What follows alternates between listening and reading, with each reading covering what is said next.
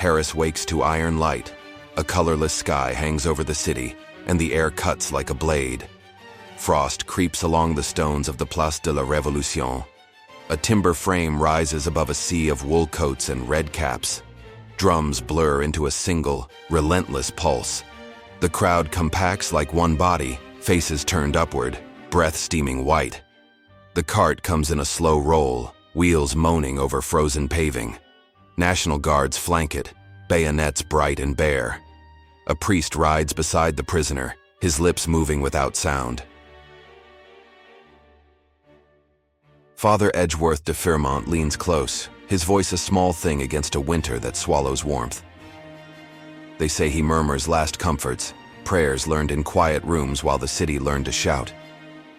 The man in the cart is 38. He is heavy through the shoulders, pale from the cold, plain in a coat without braid or jewel. No crown rests on his head, no velvet eases his step. Louis Auguste moves like a man returning to a place he was forbidden to leave. Once he bore 1,000 names. Now he is named simply, the name of the family he came from, Citizen Capet. The wooden steps to the scaffold gleam with rhyme. He climbs with careful feet, as if the cold has made thought slow and deliberate. The executioner waits in a black coat, hands steady from long practice. Charles-Henri Sanson watches the machine, not the face.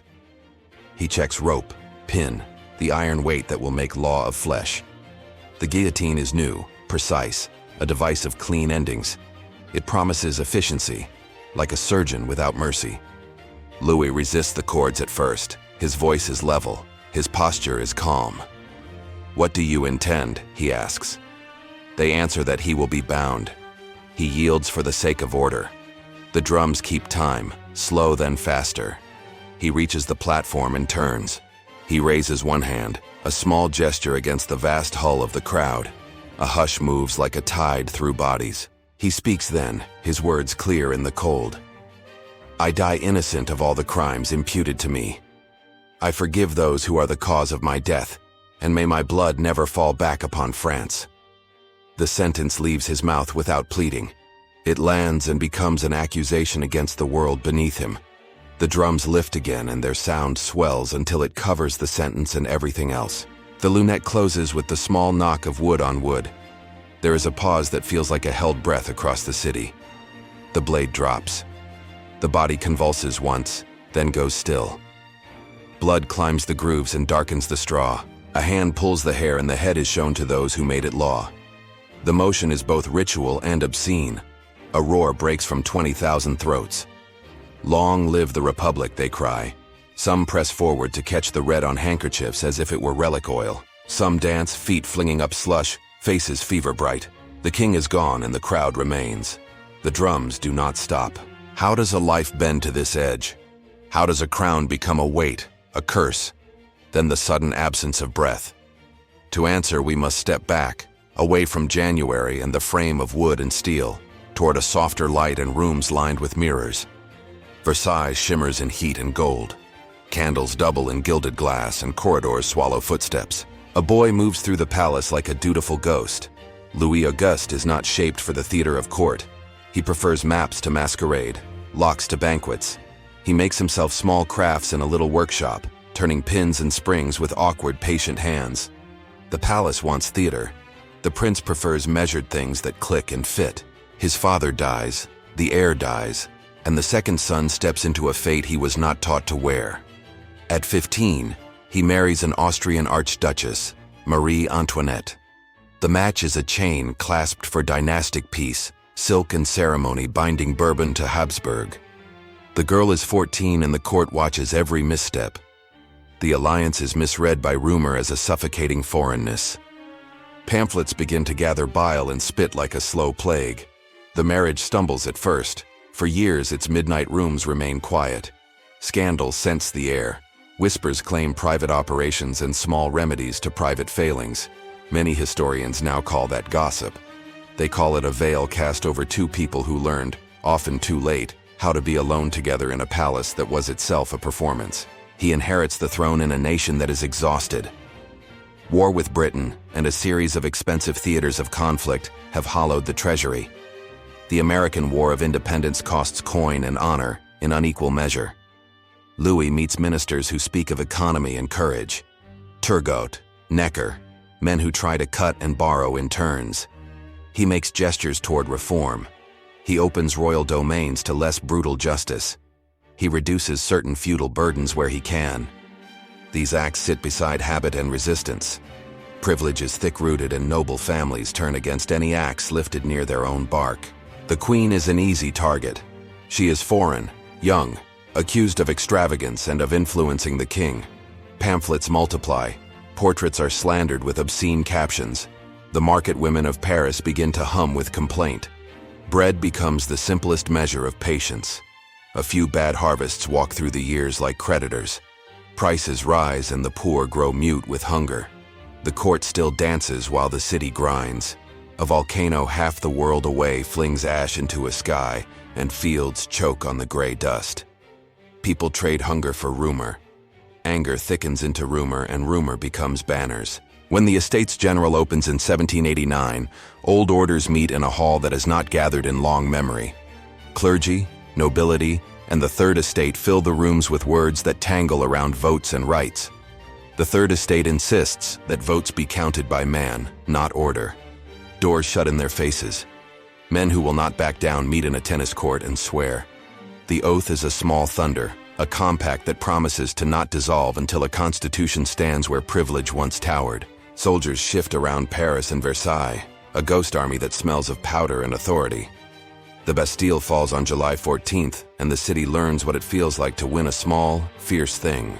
The governor, Bernard-René de Launay, dies with a blade of rage washing the streets. His head travels on a pike as a new language of spectacle. The king appears in Paris with a tricolor cockade pinned to his hat, and for a moment the city believes negotiation is possible, but politics is a slow rot. In October, the women of the markets march for bread. They march to Versailles and drag the royal family back to the Tuileries. The palace becomes a gilded cage with its bars of etiquette. He signs measures, then hesitates. He signs again. The new mold of constitution does not fit the old shape of kingship. Advisors whisper with émigrés at the borders. Austria and Prussia watch the French experiment with cold, interested eyes. In June of 1791, the family dresses as common travelers and tries to slip away during the night. The flight to Varennes breaks on the blunt recognition of a postmaster who knows a face from a coin. Their carriage is intercepted, and they are marched back to Paris like supplicants of shame. That single failure shifts how the nation sees the man on the throne. He is no longer a father pressed by circumstance. He is a man who tried to leave his people when fury burned bright. The year unwinds into accusation and war. The Constitution of 1791 remakes the title, and the man becomes king of the French, not by grace but by statute. The change is legal, and it tightens like a collar. By 1792, the country is at war with Austria, and fear pours like oil across the tinder of rumor. A string of defeats and failures outside the borders stokes suspicion within. In August of that year, insurgent columns storm the Tuileries. The Swiss Guard fight and die at the gates, and the marble halls take on a new red.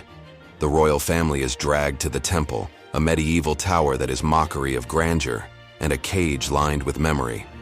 Within those stone walls, the world narrows, and the outside hardens. The convention discards kingship in September of 1792 and proclaims a republic. The armoire de fer, the iron chest discovered in the Tuileries, becomes a relic of scandal. When officials pry it open, they find letters and lists that read like a map of entreaty, a ledger of contacts with émigrés and foreign powers. The chest's contents create the kind of evidence that a hungry city will feed upon. Whether every scrap proves the worst charges matters less than the impression of duplicity. The image holds. The court that once dealt in ritual and distance looks like a conspirator. Prisons fill and the city frays. September brings massacres that cut through jail corridors. The Revolution looks into a mirror and sees a face it does not like. Those outside the law come inside it. Men and women die without trial in the chaotic fever of suspicion. The senses of justice and vengeance begin to merge. It is in this atmosphere that a trial opens for the man who wore the crown. The convention lights torches that smoke in winter air. He stands alone beneath the gaze of deputies who have already chosen the arc of this story. The charges are ledgered like accounts. conspiracy against liberty, attempts to undermine the state, dealings with foreign courts. He answers with dignity, his voice calm and measured. His defense is clear and precise. It changes nothing. They vote by narrow margins. The sentence for treason is death. He asks for 3 days to prepare his soul. The request is granted, as if mercy could be dispensed like formality. In the temple that night, he sees his family. Marie Antoinette weeps without sound. The Dauphin clutches at his father's coat. Louis blesses them with a small, methodical care, pressing memory into them like a seal. He promises a reunion he knows cannot be kept. Dawn comes with frost, and the cart waits. The guillotine becomes the city's new altar. The mechanics are clinical. The blade drops and a life is closed with efficient cruelty. The head rises and is shown, a motion made law. The crowd lets out a noise that is many things at once. Liberation, triumph. The relief of an audience who has staged a long play they now see the ending to. Some kneel and soak cloth in the red as if the drop will anoint them. Others shout and dance, drunken on the sense of having remade the world. The convention applauds itself in rhetoric and print.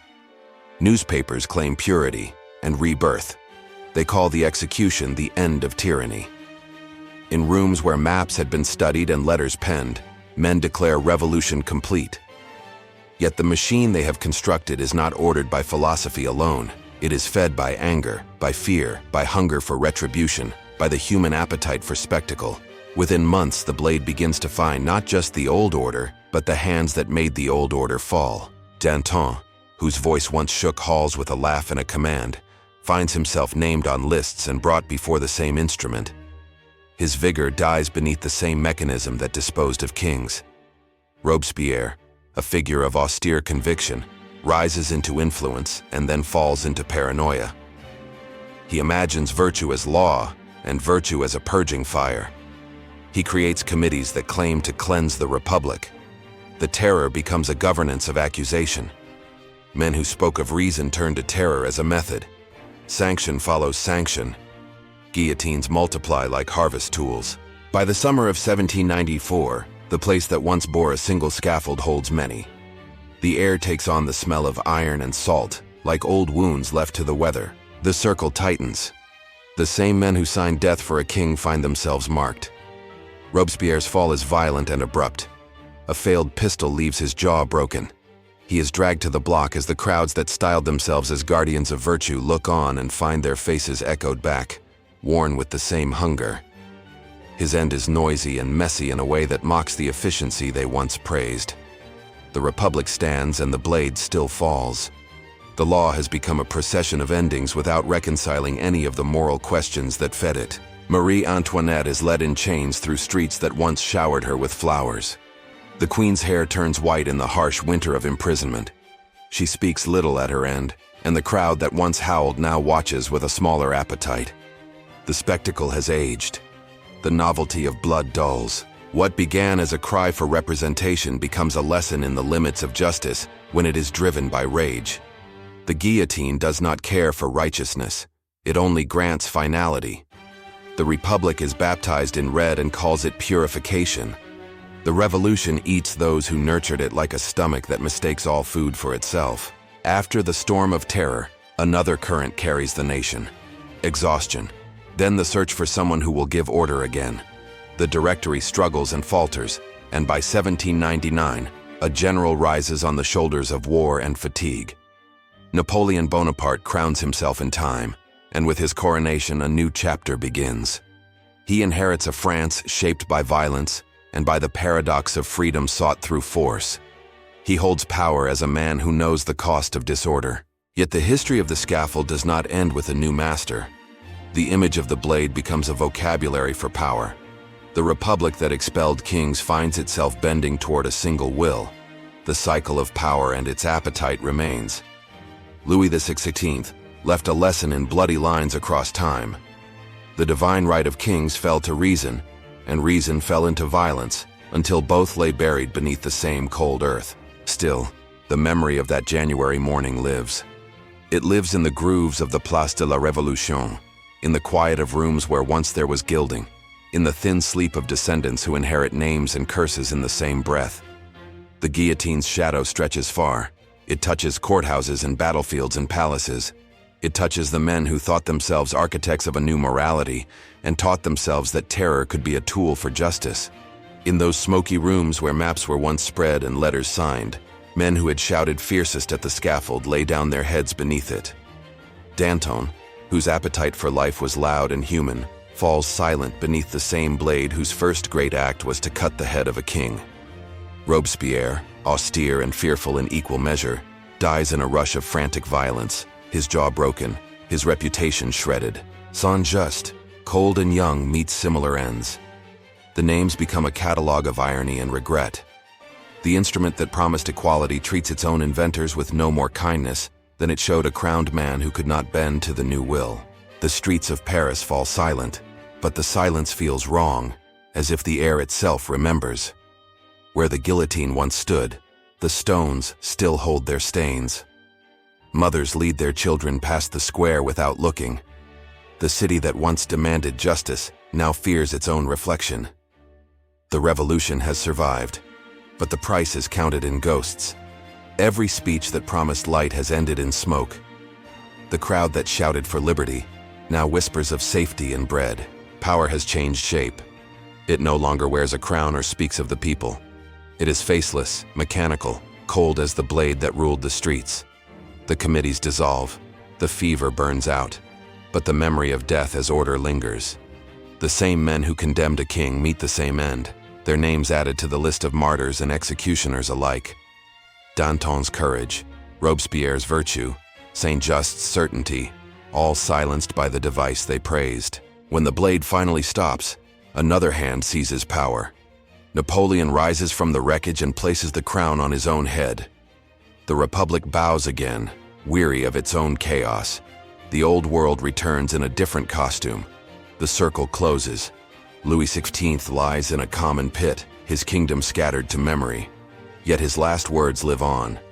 He forgave those who killed him and prayed that his blood would not fall upon France. It did. The city was baptized in red, and the revolution devoured itself. The men who shouted for freedom died beneath the same sky, the same blade, the same drums. 2 centuries later, the square is clean, but when mist moves across the stones, it carries the old sound of steel. The promise of purity became the lesson of vengeance. Every empire that rises from blood learns it again. No throne stands forever. Only the question endures. When power begins to bleed, who will dare to touch the crown next?